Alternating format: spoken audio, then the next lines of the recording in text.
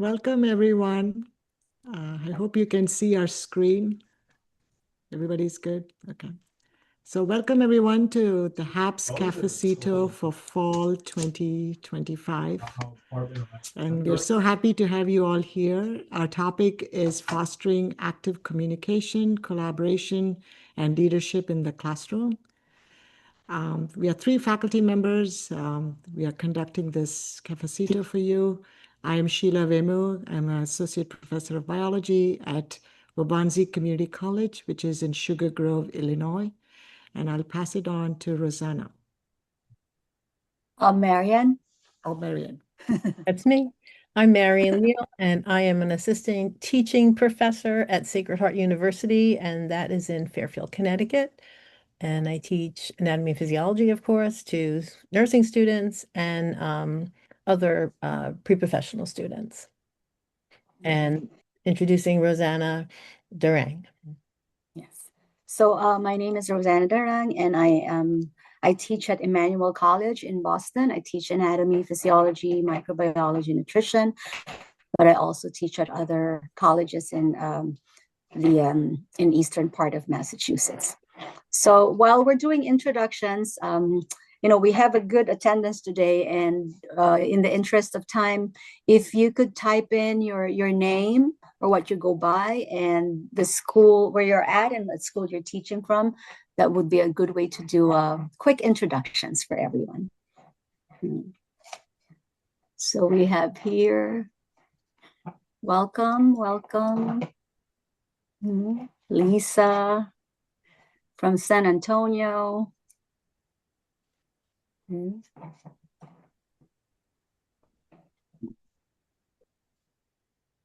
Pittsburgh. Yes, Catherine. ma'am. Okay, so while you guys are doing that, I'm going to continue showing you the next slide. We're going to do our first breakout room, and we would like for you to reflect on your own experiences on collaboration.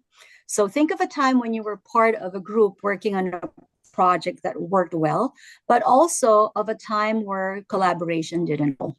So Randy is going to help us with the breakout rooms. We'll give you about 7 to 8 minutes. If you could choose, a representative later on to share the highlights of your conversation, that would be great. Okay.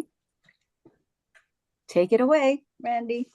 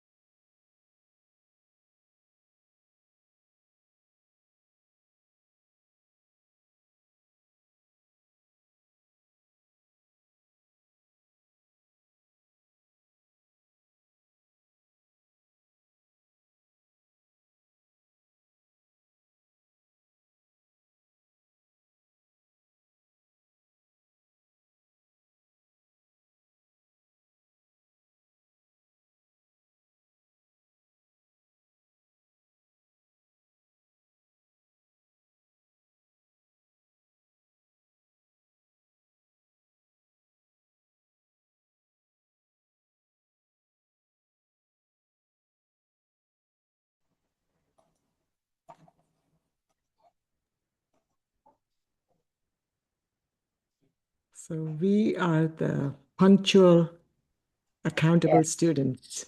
We show up on time. Okay, welcome back, everyone. So if we can have some representatives of the group that could share highlights of our short Rosanna, I think they're still coming in. Oh, okay. Yeah, that's why I said we were the punctual, super organized. I see, yeah. Doing Okay, a go little for bit it. of overtime. Yeah. Go for it, Rosanna. Everybody's back? Yep. We've got Okay. 15 members. Sure. So if someone from the groups could share highlights of your conversation, personal experiences of you being a part of a group project, that worked well and did not, you're welcome to speak up.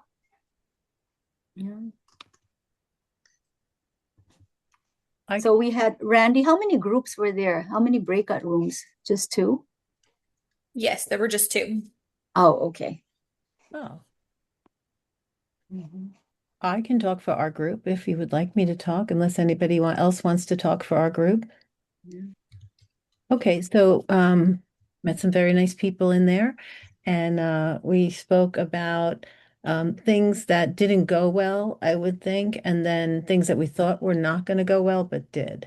So there seems to be, as usual, I think most would agree that, setting schedules sometimes are very stressful, not only where we're going to put the student schedules, but what kind of classes we're going to teach, and sometimes there's confrontation between those faculty members that only want to teach lecture and they don't want to do lab, and the feeling that it should be more integrated. It's anatomy and physiology, and not only does the lecture need to be integrated, but you need to kind of pull in the lab work too. So we talked about that a little bit.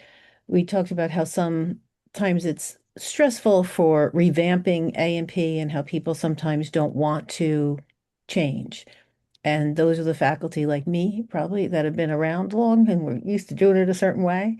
And, I did share that I thought that I didn't want to make the changes, but we ended up making them anyway because I was the minority.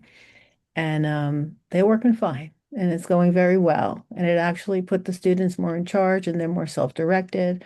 And so I'm glad I listened to my younger colleagues. Um, and what else? We talked about a little bit about collaborating with exam questions and sometimes how that's difficult. And sometimes people just not being kind. And really the bottom line is it's a job to do, and we just all really have to be kind to each other and try to, do what's best for our students and change because things are different now. Gen Z is a whole different group of kids. Okay. Yeah, thank you, Maria. Mhm. So perhaps from our breakout room, anybody wants to, I know probably we didn't summarize it, but we could do the best.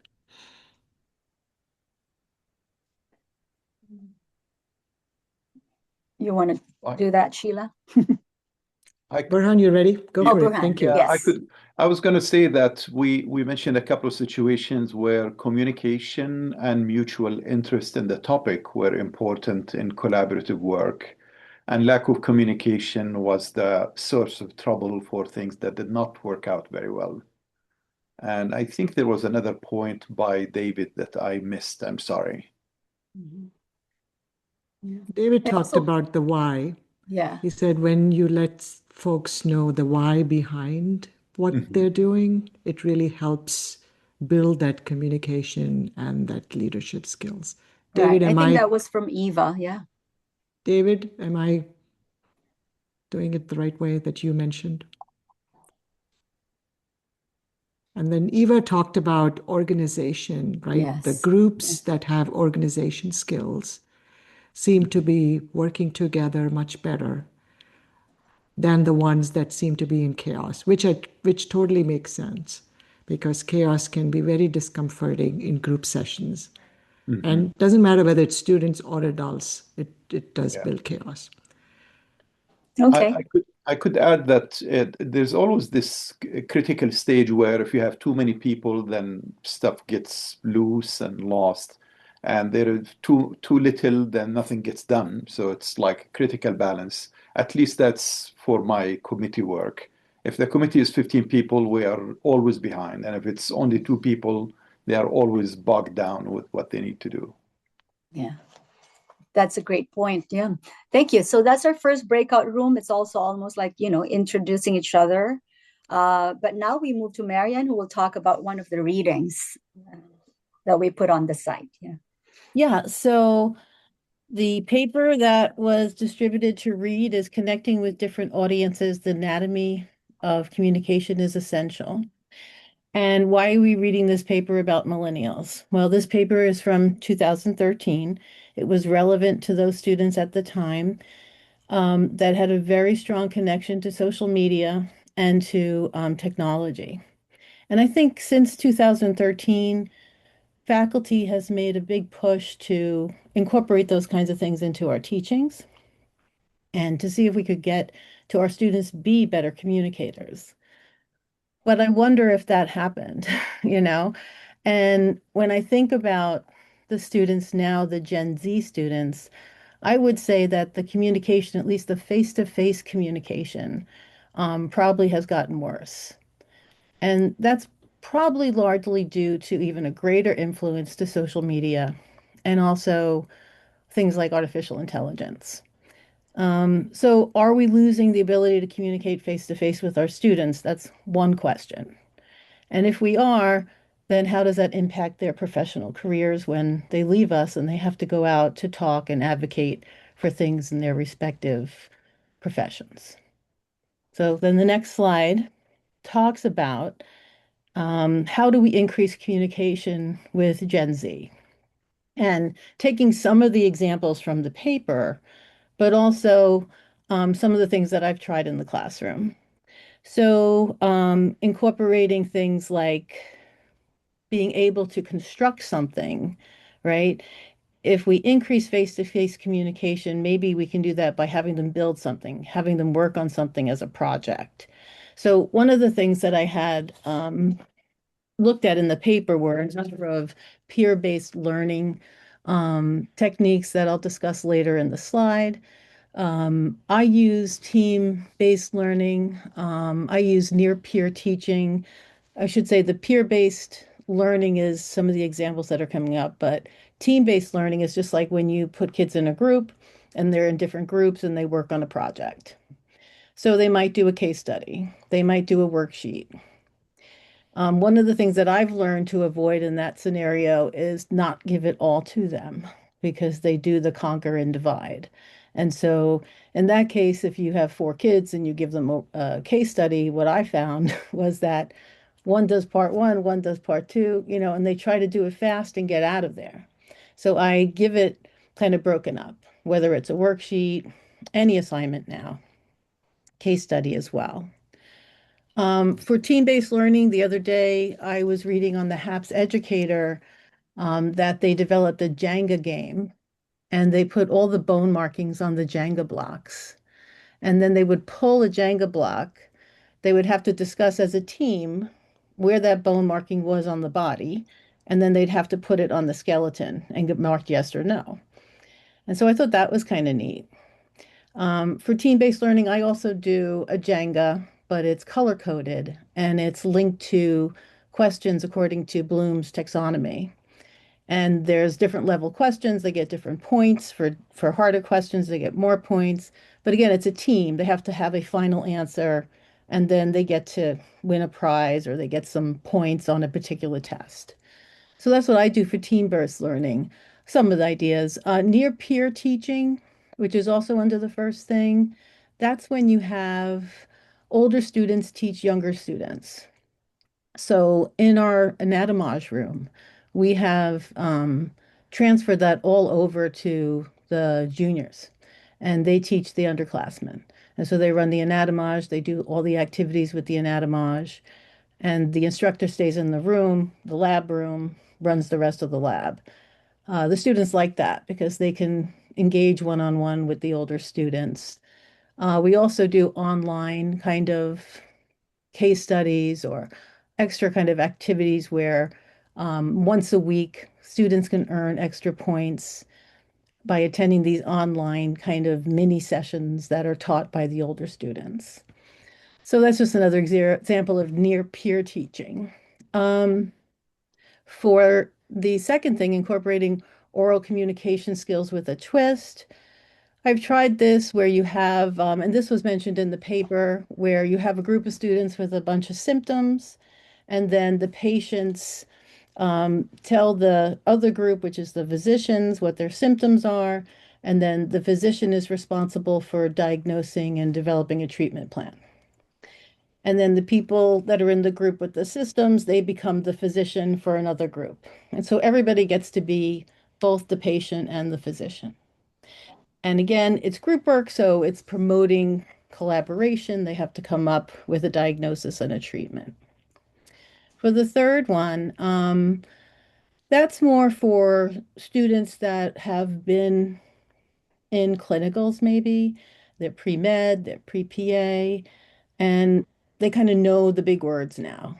And so they can explain to a group of students that are serving as mock patients a diagnosis and a treatment plan, but using lay terms, not using the big words. I got to make it smaller because I can't see the next one. Nope, I'm not up to that one yet, Rosanna. Okay.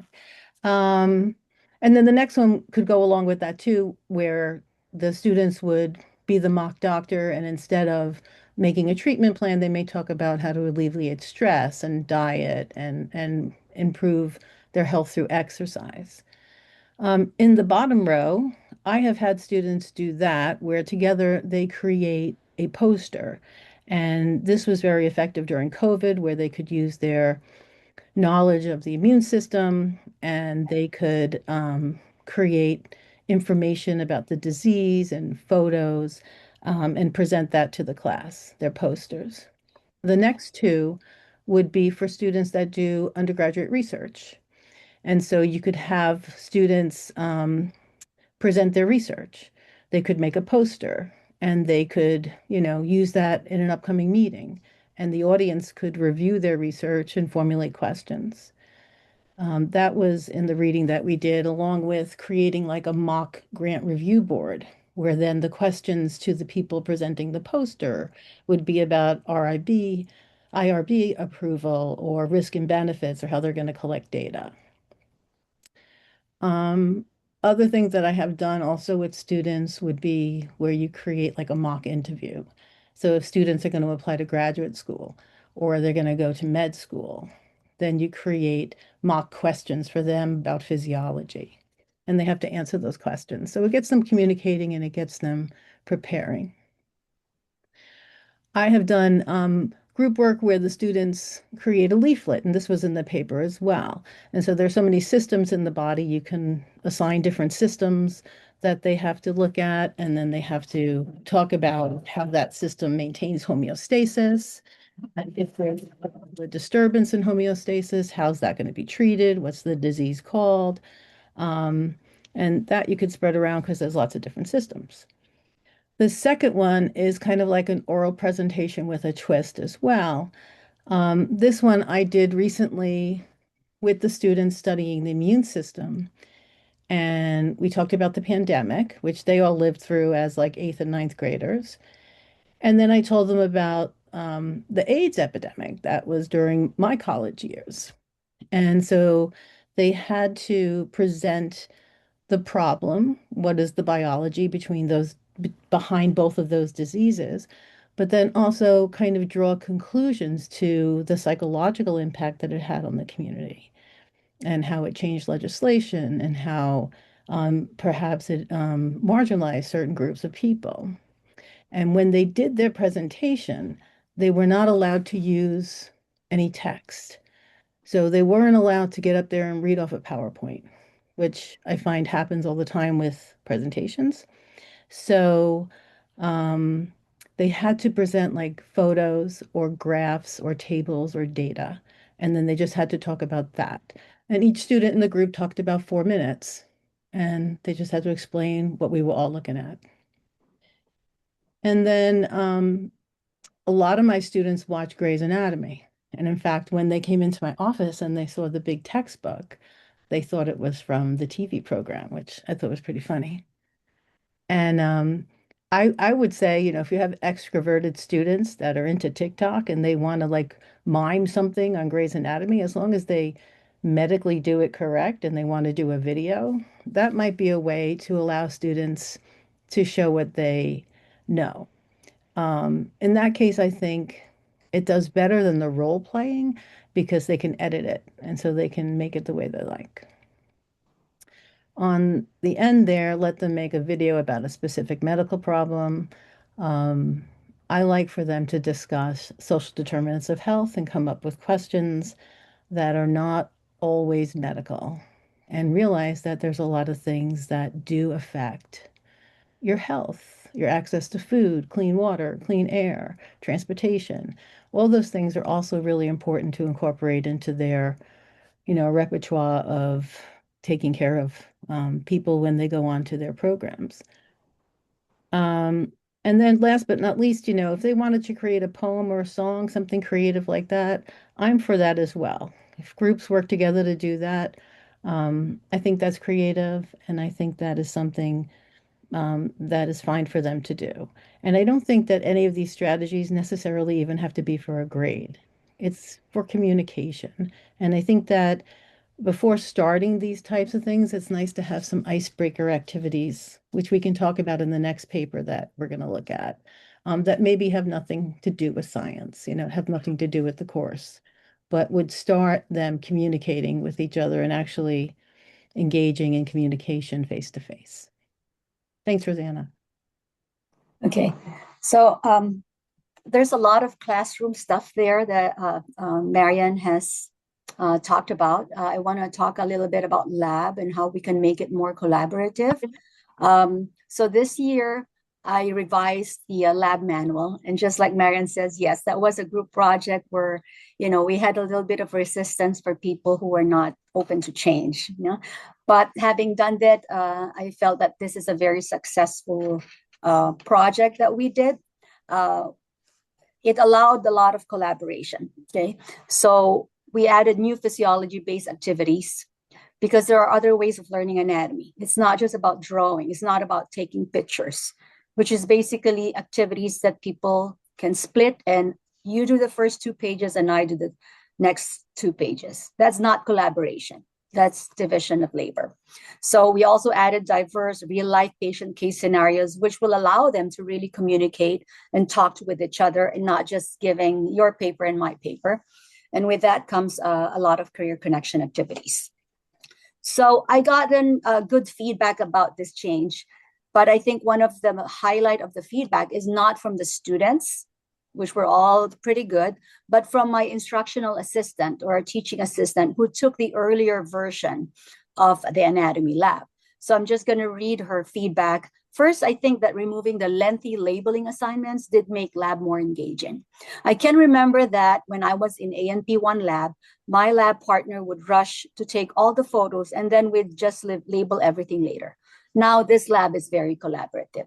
So that for me stood out because this student had, got to see 2 versions of an anatomy lab, one that did not allow collaboration and one that did. So another thing that I did that allowed really active collaboration is randomizing laboratory partners. Okay, so I don't know if some of you already do this, or if a student comes in, they're basically stuck with that one partner for the rest of the semester. But I did this, and believe it or not, the feedback was really great. 90 to 100% were positive. And I just copied some of the comments in my student evaluation. If you read a few of the bullets, they're basically the same, saying that they like their partners that were chosen for them. They enjoyed working with different people each time, as it helped them get to know other peers in the same program. They like the randomization every week, new people, new partners, and they learn to deal with, their people skills also get honed. And another feedback, which of course matters for me more than this one, is from my IA. We have like 3 or 4 IAs that took the earlier version of anatomy, but this one also stood out. She said, having different partners in each lab definitely helps students get to know each other.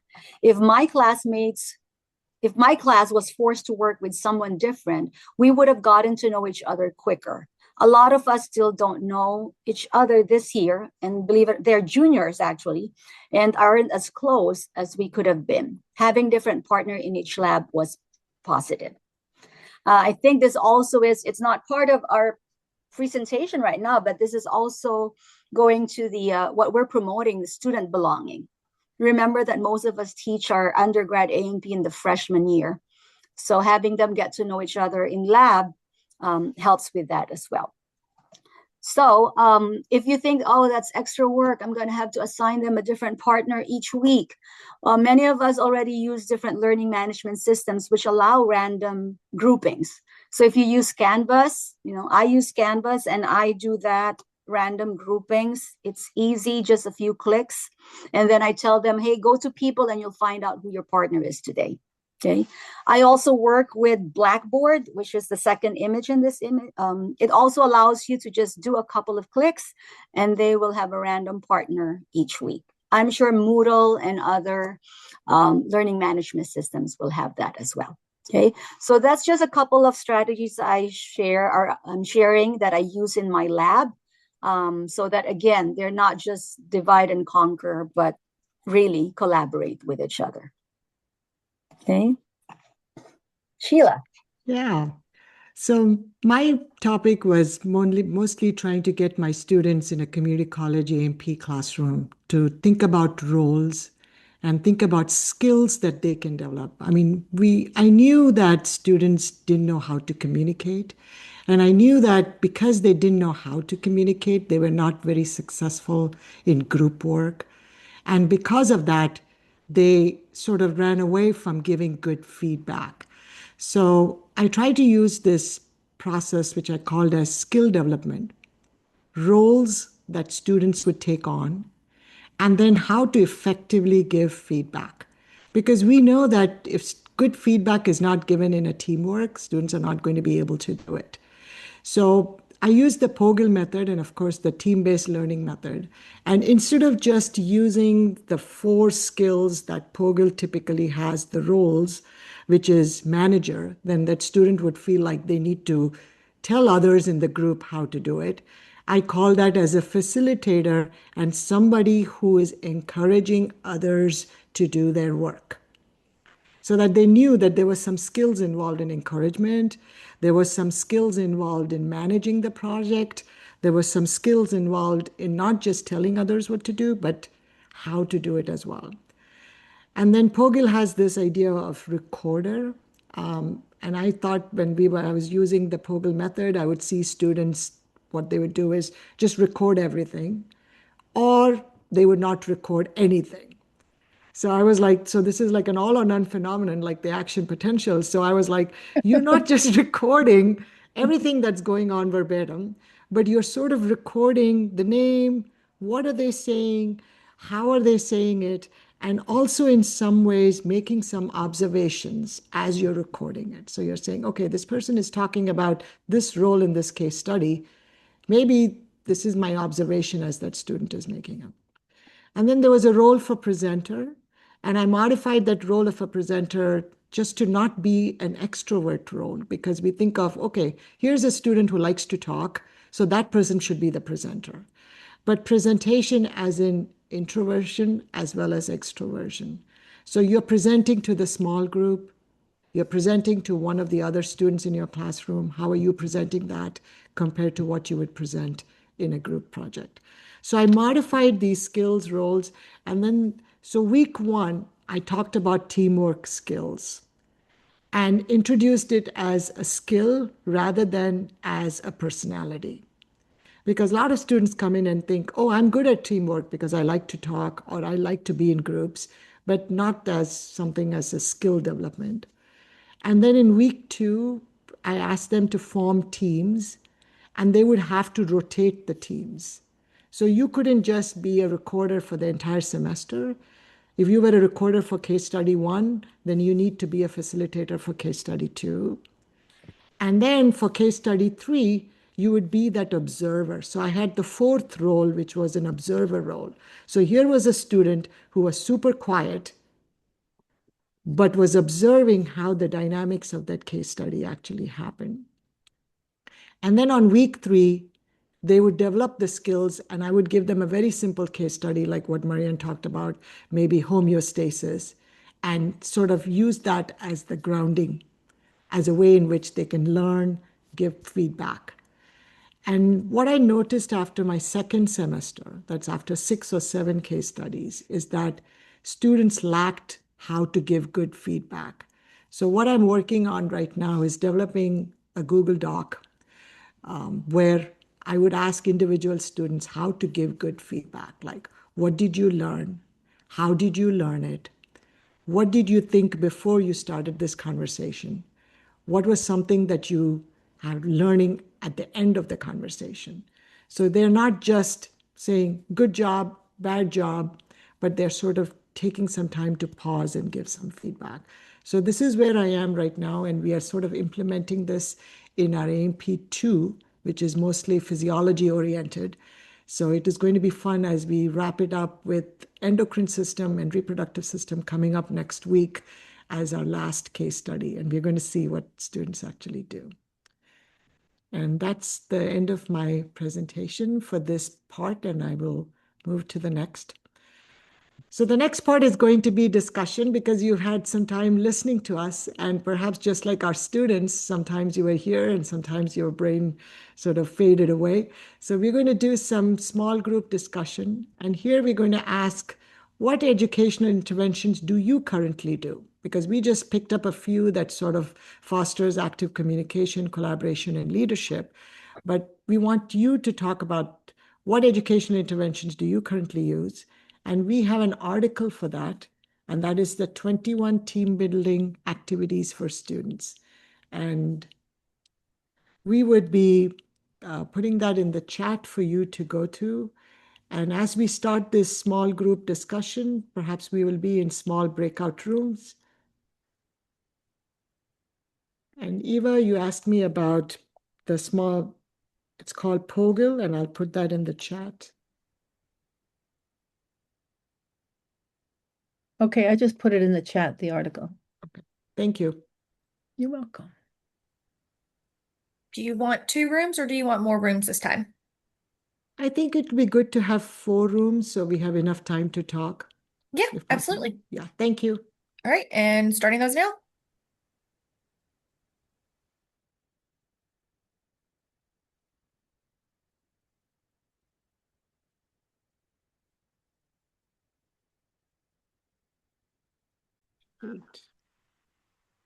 And the other structures. So I find it to be very, very useful when I'm doing the lab and put them in different groups.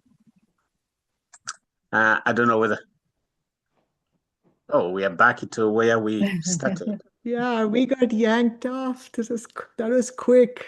Yeah. That was quick, That yes. was- Yes. So, anybody who wants to share the conversations from their breakout rooms? Yeah, I think this is Dr. Rosten Tembo from Regent University in Virginia Beach. I was just explaining how I teach particularly the anatomy part where I'm dealing with the muscles and building muscles on the mannequin with the clay. When I put the students in groups, they talk quite much, they coordinate very, very well. And also, if, for example, I am doing bone identification with their bone markings, like the cervical bones, the thoracic bones, and I have a number of disarticulated bones. And when students are together trying to identify which of these belong to the cervical region of the body, which ones are from the thoracic, looking at different bone markings that are there, how they can differentiate those bones either from the cervical bones to those in the thoracic region and so on. Most students will be busy talking because they wanted to see whether their opinion is correct or not. But when you teach as a lab or as a class and you as a professor trying to give them information and ask questions, maybe only 1 or 2 will be able to respond, the others will not. That's my observation with my teaching. Okay, thank you. Any other who would like to share highlights of their conversation? Maybe from our group. Chris, do you mind? Sure. I actually liked how you said when you were going through the presentation saying you put in that the contributing factor. That was again, I'll say it, just absolutely fantastic. I'd never heard of that before. So to actually put an onus on the students of, like, again, individual grades, even though it is a group presentation, so that they actually have to be accountable for the work that they're putting into it. That's just, again, why have I not heard that? I'm happy to share with you the rubric that I use for Gladly. peer evaluation, and contributing factor. Yeah. Contribution factor. Yeah. Actually, let me put that in the chat. We had Lisa, who had some really great ideas that we talked about in our team Yes. with Maria and Rekha. So, Lisa, do you want to Sure. continue? I was reflecting on one of the examples that you all mentioned about splitting the work and how students aren't really probably retaining that information when you have half of those students, for example, doing fill in the blank where their spelling has to be correct and others doing drag and drops. So I'm going to take that into consideration about switching those fill in the blanks to maybe discussions. And another thing that I mentioned was I just finished a ACU course, ACUE for short. And one of the things that stuck with me was the thing pair share, where you know how students have trouble with certain topics like bone markings or muscle physiology, where you have that excitation, coupling, contraction. At the beginning of class, for the first 10 minutes, you'd group, if you have groups of at least four, you would have two people per group get together and write 5 questions down that they think that were still hard topics.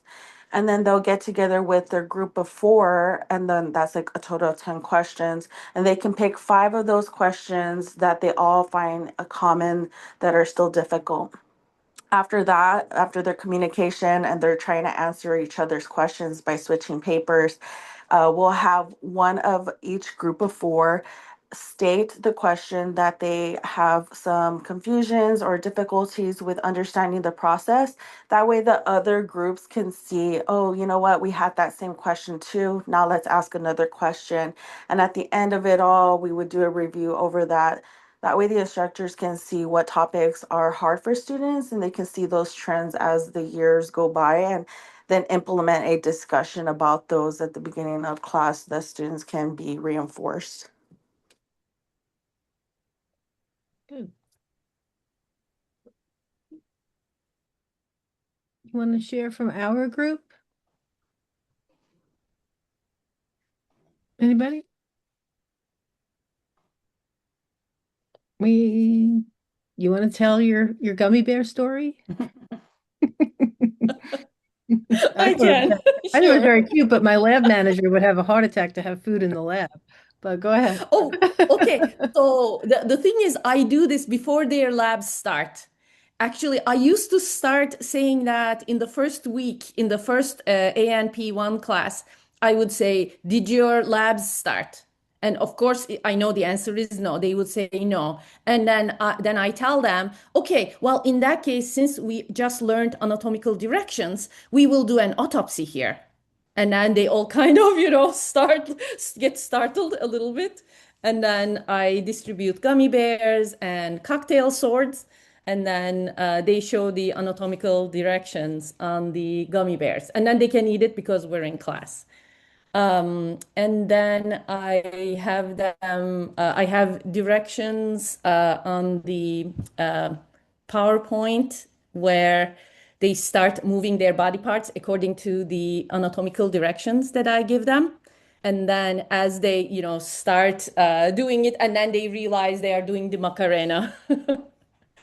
That's yeah, we were talking about team building exercises. I think is the next paper going to be on team building, something like that. So yeah, so we were talking about, what are the ways to get students to do team building and, to get them to move in the classroom while reinforcing learning. So those were some of the things that I did. And then I also added that I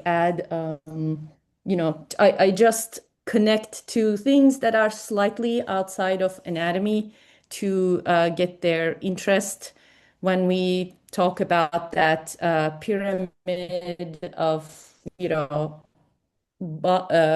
organ systems, organs, tissues, cells, molecules, atoms. I kind of move on to subatomic particles. Then I say elementary particles, like muons, neutrinos, quarks. And then they're like, where's this going?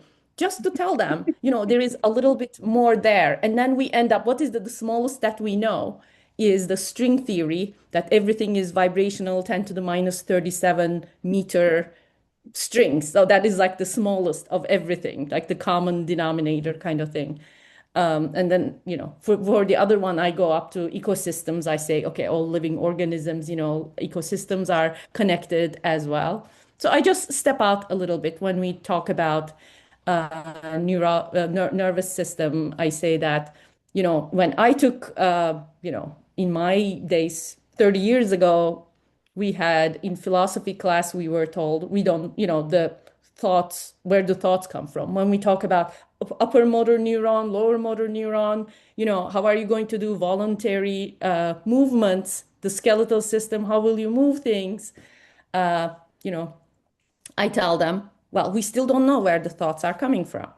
Like in my days in philosophy class, they said there's a plane of ideas. This is where we're pulling out the thoughts.